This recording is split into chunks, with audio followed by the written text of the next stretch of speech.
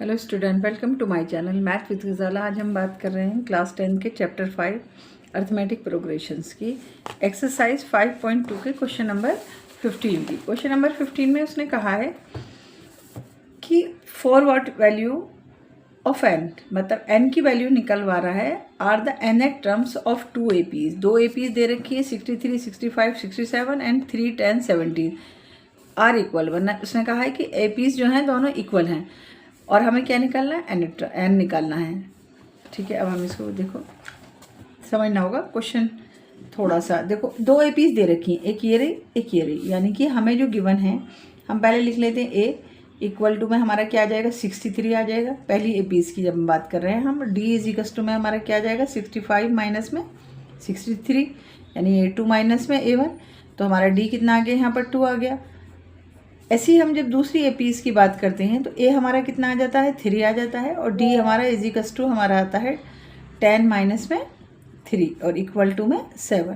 तो यहाँ पर डी हमारा कितना आया 7 आ गया, मतलब डी 7 आ रहा है ए इस वाली एपीज में डी 7 और फर्स्ट टर्म हमारी कितनी आ रही है 3 आ रही है। ऐसे ही यहाँ पर इसमें देखो 63 आ रही है फर्स्ट टर्म हमारी और हमारा डी आ रहा है 2 और हमें दे रखा है गिवन में कि ये एपीज इक्वल है, यानी कि ए एन अगर मान लो इसे कैपिटल में ले लें और इसे स्मॉल में ले लें कि ये दोनों इक्वल हैं और हमें अब फाइंड करना है एन। हमें क्या फाइंड करना है एन, तो हम दोनों एपीज को इक्वल रख देते हैं, यानी कि फॉर्मूला हमारा क्या हो जाता है A N is equals to में ए प्लस एन माइनस 1 इंटू में डी।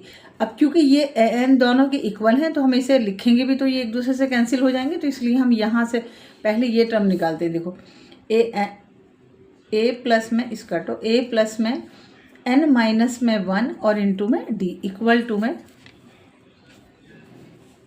ए प्लस में एन माइनस में 1 इंटू में डी, क्योंकि दोनों ए पीज इक्वल दे रखी हैं। अब पहला ए हमारा कितना था 63 था, तो हमने यहाँ पर रखा प्लस एन हमें फाइंड करना है और डी हमारा यहाँ पर कितना आया था 2 इज इक्वल्स टू में ए हमारा 3 प्लस में एन माइनस में 1 और डी हमारा कितना आया 7।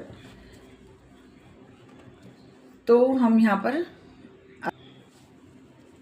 63 प्लस 2 की मल्टीप्लाई करो 2n हो गया, माइनस में 2 इज इक्वल्स टू 3 प्लस में 7n और माइनस में 7। अब देखो ये यहीं पे सॉल्व कर लो, ऐसे ये यहाँ पर सॉल्व कर लो। 63 में से 2 माइनस हुआ हमारा तो कितना बच गया 61 प्लस में 2n इज इक्वल्स टू में यहाँ देखो क्या हो जाएगा 7n और माइनस में 7 माइनस में 3, तो हमारा आ गया -4। अब जो टर्म्स हैं वो एक साथ ले लो, जैसे एन एक साथ ले लो 2n माइनस में 7n और जो कांस्टेंट है उनको एक साथ ले लो -4 और माइनस में 61, इस साइड आन के ये माइनस का हो गया। अब यहाँ पर कितना माइनस करो तो -5 क्यों आ रहा है, देखो -7 है ना, ये टर्म बड़ी है तो इसमें से माइनस हुआ तो ये माइनस यहाँ पर हो गया। माइनस माइनस क्या होता है प्लस होता है, -65 हो गया। -65 माइनस से माइनस कैंसिल, मल्टीप्लाई में है डिवाइड में ले जाओ इसे, एन इज इक्वल्स टू में 65 अपॉन में 5, 65 अपॉन में 5 से कैंसिल कर दो, 5 1 द 5 और 5 3 द 15, तो वो टर्म कौन सी होगी एन इज इक्वल्स टू होगा 13, एन इज इक्वल्स टू 13। ये कह रहा है कि इसने क्वेश्चन में पूछा, देखो एन इज इक्वल्स टू 13 आ गया, इसने पूछा क्या था for what value of n जब एन ए टर्म्स टू एपीज इक्वल होंगी तो एन कितना होगा, तो हमने कहा कि एन कितना होगा 13 होगा इन नंबर पर। तो यहाँ पर हम इस तरीके से लिख देंगे कि 13 टर्म जो होगी बोथ एपीज आर इक्वल, यानी कि इन दोनों की 13 टर्म्स जो होगी वो क्या होगी इक्वल होगी। अब हम इसका क्वेश्चन नंबर 16 करते हैं। 16 में कहा है कि determine the AP whose third term is 16, यानी कि थर्ड टर्म कितनी दे रखी है 16 दे रखी है। 7 term exceed the 5th terms by 12, यानी कि 7 टर्म्स जो है वो 5th टर्म इससे कितना 12 ज़्यादा है, मतलब इन दोनों का डिफरेंस हमारा कितना बता रहा है 12 ज़्यादा। तो अब हमें डिटरमाइन करनी है कि कौन सी एपीज है। तो अब पहले हम 6 टर्म लिख लेते हैं। जो थर्ड टर्म हमें दे रखी है, थर्ड टर्म इस कितनी दे रखी है 16 दे रखी है, थर्ड टर्म हमें कितनी दे रखी है 16 दे रखी है। तो पहले वो सब जो गिवन है पहले हम वो लिख लेते हैं। A3 इज इक्वल्स टू में हमें कितना दे रखा है 16 दे रखा है। फिर हमसे कहा है कि A7 टर्म जो है, जो 7 टर्म है वो क्या है A5 की से 12 ज़्यादा, इस तरीके से हमें दे रखा है। 5th टर्म से 12 ज़्यादा। अब हम इसमें पहले यहाँ पर एक इक्वेशन बना लेते हैं। क्वेश्चन को अच्छे से समझना। डिटरमाइन द एपीज, एपीज हमें डिटरमाइन करनी है हुज थर्ड टर्म, जिसकी थर्ड टर्म कितनी है 16 है, एंड द 7 टर्म्स एक्सीड कितनी 5 टर्म्स प्लस 12। तो हमने यहाँ पर इसको ऐसे लिख दिया। अब हमने कहा कि A3 का मतलब क्या होता है, हमारा 2D इजिकस टू में 16 हो गया। ऐसे ही हमने यहाँ देखा A प्लस में 6D इजिकस टू में A प्लस में 4D और प्लस 12 यहाँ पर आ गया। अब देखो इसको सॉल्व करना होगा। इसे हम जैसे A प्लस में 2D जो है इजिकस टू 16, इसे हम इक्वेशन 1 बनाकर छोड़ देते हैं। ऐसे ही हम यहाँ देखते हैं कि A प्लस, देखो A यहाँ पर है पॉजिटिव, ये भी पॉजिटिव है और इजिकस टू का साइन बीच में आ रहा है, तो दोनों एक दूसरे से कैंसिल हो गए। तो हमारा आ गया 6D इजिकस टू में 4D प्लस में 12। D की वैल्यू निकाल लेते हैं यहाँ से। D 6D माइनस में 4D इजिकस टू में 12 आ गया। तो 2D इजिकस टू में 12 और 2 से हमने इसको कैंसिल कर दिया। तो D की वैल्यू हमारी क्या आ गई 6 आ गई। D की वैल्यू 6 आ गई। हमें निकालनी है यहाँ पर एपीज़, ठीक है। अब हमें क्योंकि A और चाहिए, एपीज़ के लिए A और D दोनों चाहिए, तो हम ये 6 इक्वेशन 1 में रख देंगे। लिख देंगे यहाँ पर putting the value of D in equation first. अब इक्वेशन फर्स्ट की बात करें तो A प्लस में 2D इजिकस टू 16 है। A प्लस में 2 इंटू में हमें इसकी वैल्यू कितनी निकली है 6 इजिकस टू में 16 हो गया। अब A प्लस में 12 इजिकस टू में 16, तो A इजिकस टू में देखो A प्लस में 2 इंटू में 6 इजिकस टू में 16, 2 6 12 हो गया। 12 हमने यहाँ पर लिख दिया। A प्लस में 12 इजिकस टू में 16, तो 16 माइनस में 12 इस साइड आन के माइनस हो गया। A इजिकस टू हमारा कितना आ गया 4, A इजिकस टू 4 आ गया और D इजिकस टू हमारा आ रहा है 6। A इजिकस टू 4 और D इजिकस टू 6 आ गया हमारा। अब देखो एपीज निकालने के लिए एपी तुम्हारी फर्स्ट टर्म क्या होती है A होती है, तो A तुम्हारा 4 आ रहा है और डिफरेंस कितना आ रहा है 6, यानी कि दूसरी टर्म में डिफरेंस कितना है 6 है। तो डिफरेंस को हम यहाँ पे प्लस कर देंगे, तो 4 प्लस में 6 हमारा कितना आ जाएगा 10 आ जाएगा। डिफरेंस 6 है तो हर बार टर्म में 6 प्लस करते चले जाएंगे। तो ये 10 आ गया, 6 प्लस करेंगे हम फिर तो कितना आ जाएगा 16 आ जाएगा। और फिर इस तरीके से हम एपीज अपने निकालते चले जाएंगे। बस इसको समझना है कि जब हम एपीज निकालते हैं तो A प्लस में D कर देते हैं। अब A हमारा फर्स्ट टर्म हमारी कितनी आई 4, अब हमें डिफरेंस दिख रहा है 6 है, तो 6 को हम 4 से प्लस कर देंगे तो हमारा कितना आ जाएगा 10 आ जाएगा। और फिर हम 10 को फिर 6 प्लस कर देंगे क्योंकि डिफरेंस तो 6 ही चल रहा है, तो फिर हमारा कितना आ जाएगा 16 आ जाएगा। फिर 6 प्लस कर दो 22। इस तरीके से हम एपीज अपनी बढ़ाते चले जाएंगे। यही हमारी एपीज हैं और हमसे उसने एपीज ही निकलवाई थी। थर्ड टर्म 16 दी थी और 7 टर्म को उसने कहा था कि 15 टर्म 12 ज़्यादा है।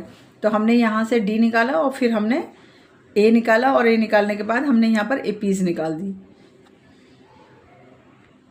एपीज निकाल दी तो क्वेश्चन नंबर 16 हमारा यहाँ पर कंप्लीट हो जाता है। अब हम करेंगे इसका क्वेश्चन नंबर 17। क्वेश्चन नंबर 17 में इसने कहा है कि फाइंड द 20 टर्म्स। फाइंड क्या करवा रहा है 20 टर्म्स करवा रहा है फ्रॉम द लास्ट टर्म। ध्यान से थोड़ा सा पढ़ना होगा। कई बार बच्चे क्या करते हैं A2 और इसे लास्ट में AN मान लेते हैं, लेकिन इसने कहा क्या है कि फ्रॉम द लास्ट टर्म, मतलब लास्ट टर्म से हमें जो है सोचना होगा। जो हमारी लास्ट टर्म दे रखी है वो हमारा A दे रखा है। फिर से क्वेश्चन को पढ़ो कि find the 20 terms from the last term of the APs.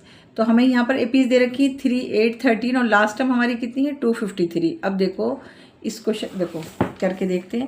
पहले ये देखो उसने पहले तो हमें ये निकालना क्या है A20 हमें क्या करना है फाइंड करना है।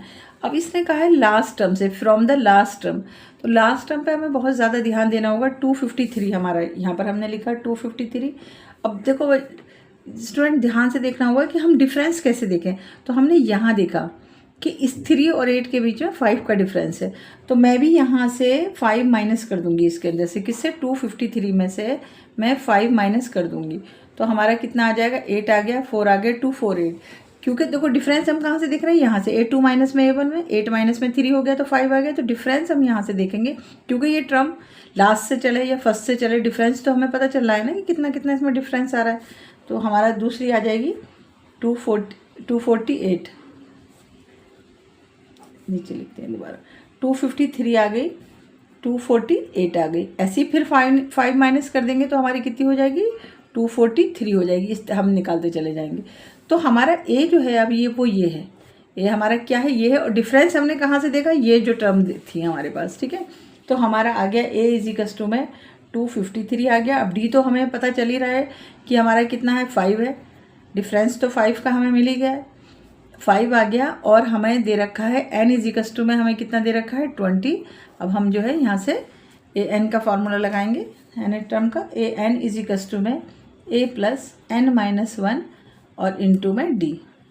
तो हमें 20 टर्म फाइंड करनी है। तो ए 20 इज इक्वल्स टू में ए हमारा कितना है 253 प्लस एन कितना है 20 माइनस में 1 और डी हमारा कितना है 5। बच्चों थोड़ा सा यहाँ ध्यान देना होगा तुम्हें। 248 में से जब हम 253 माइनस करेंगे तो हमारा माइनस में 5 आएगा, माइनस में 5 आएगा। तो यहाँ पर हमारा डी जो है -5 है। देखो A2 माइनस में A1 होता है ना, A2 में से जब हम 248 में से 253 माइनस करेंगे तो हमारा कितना आ जाएगा, -5 आ जाएगा। तो ये -5 है, डी हमारा कितना है -5। अब करो इसको, 253 प्लस में 19 इंटू में -5 is equals to 253 plus minus हो जाएगा, 9 5 द 45, 4 हो गया और ये हमारा आ गया 95। तो इसको माइनस कर दो 253 में से, तो हमारा आंसर आ जाएगा, माइनस जब हम इसको करेंगे माइनस करो तो हमारा आंसर आ जाएगा 158। दोनों को हमने माइनस करा, 253 में से 95 गया तो हमारा कितना चला आ गया 158। तो लास्ट टर्म से जब हम 20 टर्म्स निकालेंगे तो हमारा आंसर आएगा कितना 158। बस ध्यान देना है किस चीज़ पे, कि लास्ट टर्म की जो बात कर रहा है, सिर्फ लास्ट टर्म पे ध्यान देने के बाद, क्योंकि कई बार यही लगता है कि बस थोड़ा सा क्वेश्चन पढ़ा और हमने यहाँ से स्टार्ट कर दिया। बस इसमें ये देखना है कि लास्ट टर्म से कहा है, लास्ट टर्म से कहा है तो हम यहाँ देखेंगे। और हमारा डिफरेंस 253 248 हमने यहाँ से देखा कि 5 का डिफरेंस आ रहा है।